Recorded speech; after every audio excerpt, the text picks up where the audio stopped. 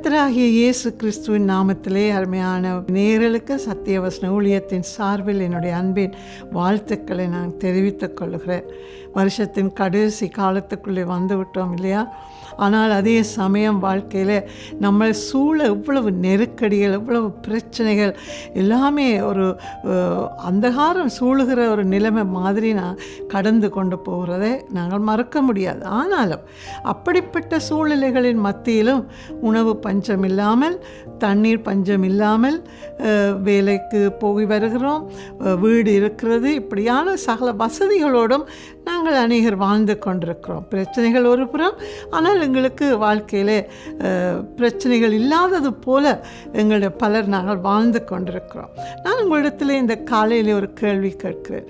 எங்களுக்கு இருக்கிற வசதி வாய்ப்புகள், எங்களுக்கு இருக்கிறதான சுகங்கள், எங்களுக்கு இருக்கிறதான ஆசீர்வாதங்கள் திடீரென்று எடுபட்டு போனால் நாங்கள் என்ன பதில் சொல்லுவோம்?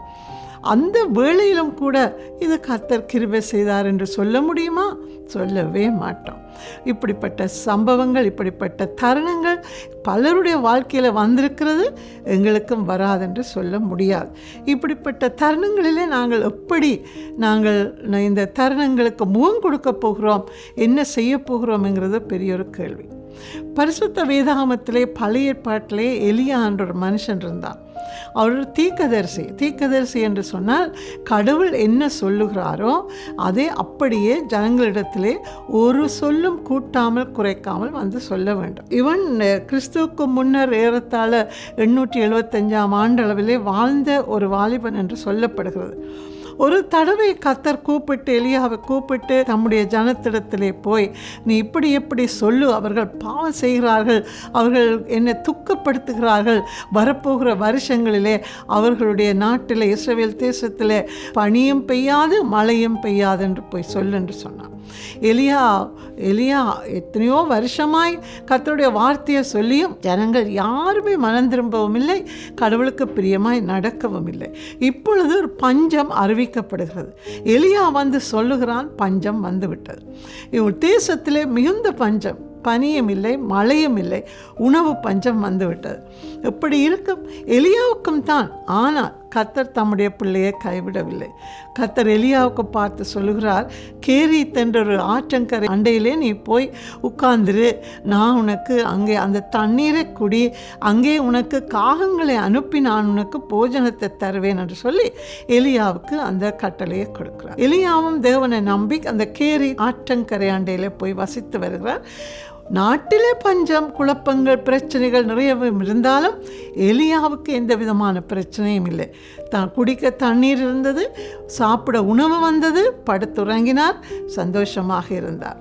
இப்படித்தான் எங்களோட வாழ்க்கை. ஆனால் எலியாவுக்கு என்ன நடந்தது தெரியுமா? திடீரென்று அந்த கேரீத் ஆறு வற்றி போனதாக நாங்கள் வாசிக்கிறோம். திடீரென்று அந்த ஆறு வற்றி போனது. இது வேதாகமத்தில் நாங்கள் 1 ராஜாக்கள் புத்தகத்தில் 17ஆம் அதிகாரத்தில் நாங்கள் பார்க்கிறோம். அந்த வசனத்தை நான் வாசிக்கிறேன். தேசத்திலே மழை பெய்யாதபடியினால் சில நாளுக்கு பின்பு அந்த ஆறு வற்றி போயிற்று. அப்பொழுது கர்த்தருடைய வார்த்தை அவனுக்கு உண்டாயிற்று என்று பார்க்கிறோம். அந்த வேளையிலும் கர்த்தர் தன்னுடைய தாசனை கைவிடவில்லை. ஆறு வற்றி போகும் என்று தெரிந்துதான் தேவன் எலியாவை அந்த ஆற்றங்கரைக்கு அனுப்பினார். ஆனால் எலியாவுக்கு தெரியாது ஆறு வற்றுமா வற்றாதா தெரியாது. சுமூகமாக ஓடின தண்ணீர், நல்ல தண்ணீர், ஆற்று தண்ணீர் குடித்து சந்தோஷமாக இருந்தார். இப்பொழுது ஆறு வற்றி போனதும் நான் அந்த இடத்துல இருந்திருந்தா அல்லது நீங்கள் இருந்திருந்தா என்ன செய்திருப்பீர்கள்? கடவுளை 1000 கேள்வி கேட்டிருப்போம். நான் உம்முடைய ஊழியக்காரன், உம்முடைய வார்த்தையை சொல்லுகிறவன், எனக்கு இப்படி நீர் செய்யலாமா? நான் இப்பொழுது எதை குடிப்பேன், எதை புசிப்பேன், எப்படி உயிர் வாழ்வேன்? எத்தனை கேள்விகள் கேட்டிருப்போம். ஆனால் எலியா கடவுளிடத்திலே ஒரு கேள்வி கூட கேட்டதாக இங்கே நாங்கள் வேதாகமத்தில் பார்க்க முடியாது. அப்பொழுது கர்த்தருடைய வார்த்தை எலியாவுக்கு உண்டாகி கர்த்தர் பேசுகிறார், எலியாவே நீ எழுந்து, எனக்கு போதும், கேரீத் ஆற்றங்கரையில் நீ இருந்தது நீ போதும். கர்த்தர் நினைத்திருந்தா அந்த ஆற்றுக்கு தண்ணீர் வரவழைத்திருக்கலாம். ஆனால் ஆண்டவர் செய்தது என்ன? நீ எழுந்து சாரிபாத் என்ற ஊருக்கு ஒரு விதவையினிடத்தில் போ என்று அனுப்புகிறார். கவனித்து நீங்கள் யோசிக்க வேண்டிய விஷயம் என்ன தெரியுமா? நாங்கள் சொகுசாக இருக்கிற இடத்துல சில காரியங்களை ஆண்டவர் அதை விலக்கி போடும் பொழுது பின்னால் எங்களுக்காக ஒரு பெரிய திட்டத்தை வைத்திருப்பாருங்கிறது நாங்கள் மறக்கக்கூடாது. அதுதான் இந்த எலியாவுடைய வாழ்க்கையில் நாங்கள் பார்க்கிறோம். சாரிபாத் ஊரில் வசிக்கிற ஒரு விதவை இடத்துக்கு கர்த்தர் அனுப்புகிறார். அங்கே பெரிய காரியங்கள் நடக்கிறது. அந்த விதவை தன்னுடைய கடைசி ஒரு பிடி மாவையும் எண்ணெயும் வைத்திருக்கிறாள். அப்பம் உண்டு சுட்டு சாப்பிட்டு தானும் மகனும் செத்து போகிறதுக்கு ஆயத்தமாக விறகு பொறுக்கி கொண்டிருக்கிறதை பார்க்கிறோம். ஆனால் எலியா அப்போ என்ன சொல்கிறார்? முதலாவது எனக்கு ஒரு அடைய பண்ணி கொண்டு வா. அந்த விதவை தாயும் தனக்கு இருக்கிற மாவு தனக்குத்தான் போதும் என்று சொல்லாதபடி அவன் போய் முதல் அடைய பண்ணி கொண்டு வந்து கொடுத்த வேளையிலே அவளுடைய வீட்டிலே அந்த பஞ்சம் முடிய மட்டுக்கும் அப்பமும் தண்ணீரும் அப்பமும் எண்ணெயும் குறைவுபட்டதே இல்லை என்று நாங்கள் பார்க்கிறோம். எவ்வளோ பெரிய காரியம் பார்த்தீங்களா? கர்த்தர் ஒரு நாளும் தன்னுடைய பிள்ளைகளை வீணுக்கு அலக்களிக்கிறவர் அல்ல, வீணுக்கு சோதிக்கிறவரும் அல்ல. எல்லா சுற்றுச்சூழல் நல்லா இருக்கும் பொழுது நாங்கள் சந்தோஷமாக இருப்போம். பிரச்சனைகள் வரும் பொழுது நாங்கள் தேவனிடத்தில் கேள்வி கேட்கிறோம். ஆனால் கர்த்தருங்களுக்காக வைத்திருக்கிற பெரிய காரியங்களை நாங்கள் மறந்து போகிறது உண்டு. ஆகினால்தான் நாங்கள் சந்தேகப்படுகிறோம் ஆண்டவர்கள்.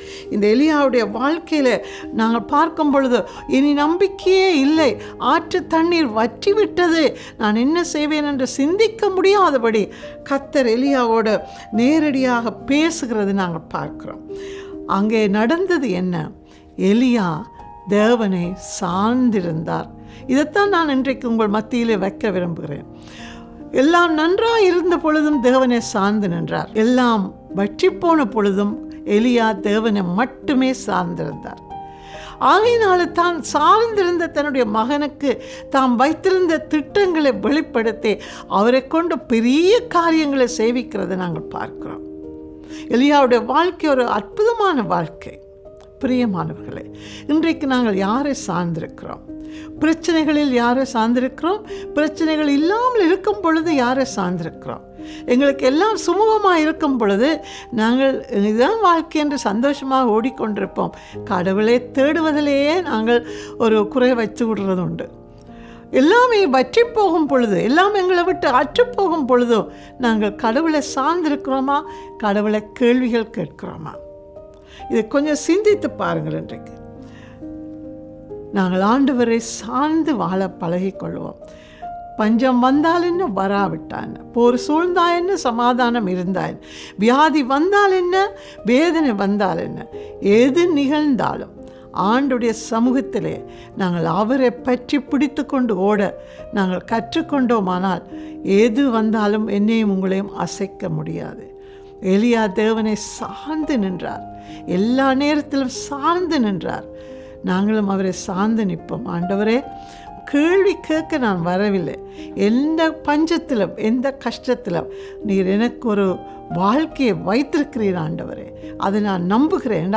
ஆண்டுடைய வாக்கு தத்தங்கள் அப்படிப்பட்டவைகள், அவைகளை நாங்கள் சந்தேகிக்க முடியாது. பிரியமானவர்களே, இந்த நல்ல நாளிலும் உங்களை ஆண்டுடைய நாமத்தில் மறுபடியும் வாழ்த்துகிறேன்.